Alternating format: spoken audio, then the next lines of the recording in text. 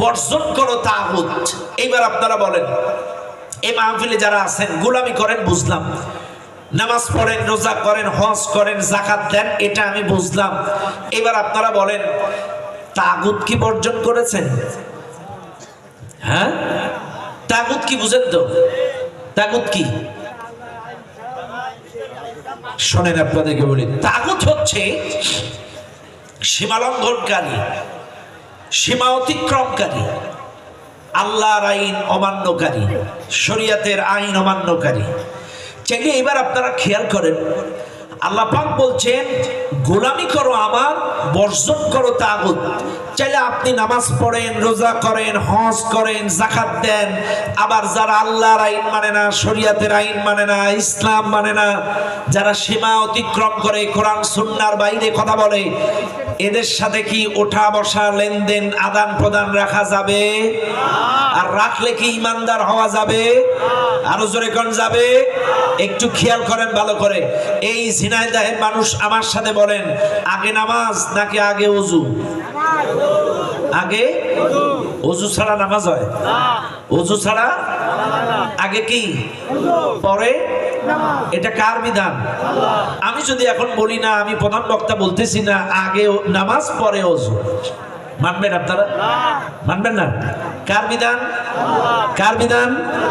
চাইলে আল্লাহর বিধান আগে ওযু পরে নামাজ, এটা যদি আপনারা মানেন, চাইলে আল্লাহর বিধান শুনে নেন।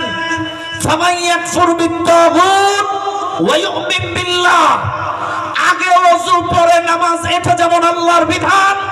ফামান ইয়াকফুর বিত-তাগুত, আগে তাগুতের সম্পর্ক ছিন্ন করতে হবে, তারপরে ওয়া ইউমিন বিল্লাহ, আল্লাহর প্রতি ঈমান আনতে হবে, তাহলেই আপনারা ঈমানদার। আপনি তাগুতের সাথে চলবেন, ওদের সাথে মিশবেন, উঠবেন, বসবেন, মিছিল করবেন, চলবেন, আর মসজিদে এসে এটা ওযু ছাড়া নামাজ যেমন, আপনার ঈমান, কথা কেন কেন, ওযু ছাড়া নামাজের কোনো দাম আছে? চাইলে যারা বলবে আমরা ঈমানদার, আবার তাগুতের সাথে উঠবে বসবে, যারা শরীয়তের আইন মানে না, ইসলাম মানে না, কোরআন মানে না, আল্লাহ মানে না, নবী মানে না, মুহাম্মাদের সৈনিক, এ কথা স্বীকার করে না, এদের সাথে মুসলমানের ঈমানদারের কোনো সম্পর্ক। ফামান ইয়াকফুর বিত-তাগুত ওয়া ইউমিন বিল্লাহ, এরপর হচ্ছে আগে তাগুতকে তালাক দিতে হবে, অস্বীকার করতে হবে, এরপরে আল্লাহর প্রতি ঈমান আনতে হবে, তাহলেই আপনি আল্লাহর প্রতি ঈমান এনেছেন, এটা বোঝা যাবে। ও দুনিয়ার মানুষ,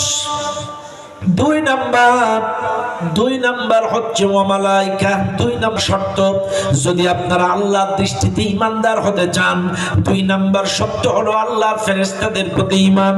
আল্লাহর ফেরেশতাদের প্রতি আপনাদের ঈমান আছে না নাই? আসেনি? আছে, আছে। আল্লাহর ফেরেশতা আছে কথা বিশ্বাস হয়, আমাদের কাছে আসবে কথা বিশ্বাস হয়, আমাদের কাছে কবরে যাওয়ার পরেও আসবে কথা বিশ্বাস হয়, নবীদের কাছে আসছিল এটা বিশ্বাস হয়। শুনে নেন দুনিয়ার মানুষ, আল্লাহ পাক কিন্তু আপনাকে সৃষ্টি করেছেন, আমাকে সৃষ্টি করেছেন, ফেরেশতাও সৃষ্টি করেছেন। মানুষ আল্লাহর অবাধ্য হয়, মানুষ আল্লাহর অবাধ্য হয়, মানুষ আল্লাহর সঙ্গে নাফরমানি করে, কিন্তু আল্লাহর ফেরেশতারা কখনো আল্লাহর অবাধ্য হয় না। আল্লাহর ফেরেশতারা আল্লাহর কখনো অমান্য হয় না, অর্ডার অমান্য করে না। এই মাহফিলে যারা আছেন শুনে নেন, আল্লাহর ফেরেশতাদের প্রতি আমাকে আপনাকে বিশ্বাস স্থাপন করা লাগবে, এটা 2। 3 নাম্বার হচ্ছে ওয়া কুতুবি, 3 নাম্বার হলো আল্লাহর কোরআনের প্রতি বিশ্বাস। এবার বলেন ঝিনাইদহের মানুষ, আল্লাহর কোরআনের প্রতি আপনাদের বিশ্বাস আছে না নাই? কম না বেশি? অল্প না বেশি? হ্যাঁ, পুরা নাকি অর্ধেক? হ্যাঁ, পুরা। হ্যাঁ, অতটা সোজা না। পুরাটা কে কইছে আপনাদের? পুরাটা আপনাদের বিশ্বাস নাই। যদি পুরাটা বিশ্বাস হতো, এ দেশের মানুষ কোরআনের আলোচনা শুনে কখনো বলতো না এটা রাজনীতির ওয়াজ। কথা বলেন। আল্লাহর কোরআনের আয়াতের প্রতি কিছু বিশ্বাস আছে আর কিছু নাই, তার বাস্তব জলজন্ত প্রমাণ শুনে নেন। আমি যদি এখন নামাজের ওয়াজ করি, কেউ রাগ করবেন? কেউ করবেন করবেন না। আকিমুস সালাত আকিমুস সালাত আকিমুস সালাত ইন্নাস সালাতা তানহা আনিল ফাহশাই ওয়াল মুনকার।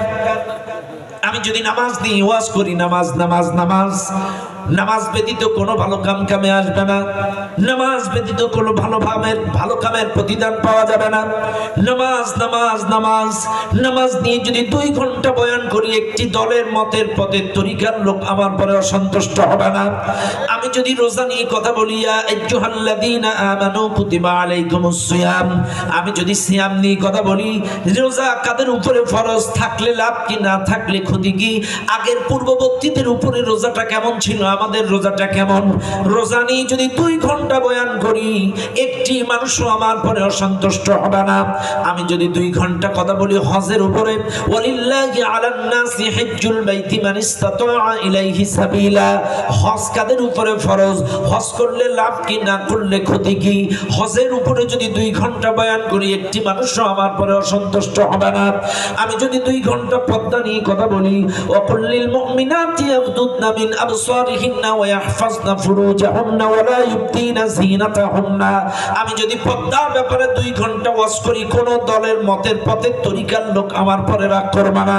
আমি যদি 2 ঘন্টা কিয়ামতের ওয়াজ করি, ফালিয়াউমা লা তুজলামু নাফসুন শাইআন ওয়া লা তুজজাউনা ইল্লা মা কুনতুম তা'মালুন, এই কিয়ামতের ওয়াজ শুনে কোন একটা দলের লোক আমার পরে রাগ করবে না। কিন্তু আমি যদি ওয়াজ করি, আলা লাহুল খালকু ওয়াল আমর ইনিল হুকমু ইল্লা লিল্লাহ, আমি যদি ওয়াজ করি, ইন্নাল্লাযীনা আমানু ওয়াল্লাযীনা হাজারু ওয়া জাহাদু ফি সাবিলিল্লাহ, আমি যদি ওয়াজ করি, আল্লাযীনা আমানু ইউকাতিলুনা ফি সাবিলিল্লাহ, জমিন যার আইন চলবে তার ঈমানদারেরা শুধুমাত্র আল্লাহর আইন প্রতিষ্ঠার জন্য লড়াই করবে, জিহাদ করবে, সংগ্রাম করবে। এই ওয়াজ শুনলে অনেকেই বলে হুজুর রাজনীতি করছে, কথা বলেন ঠিক না বেঠিক?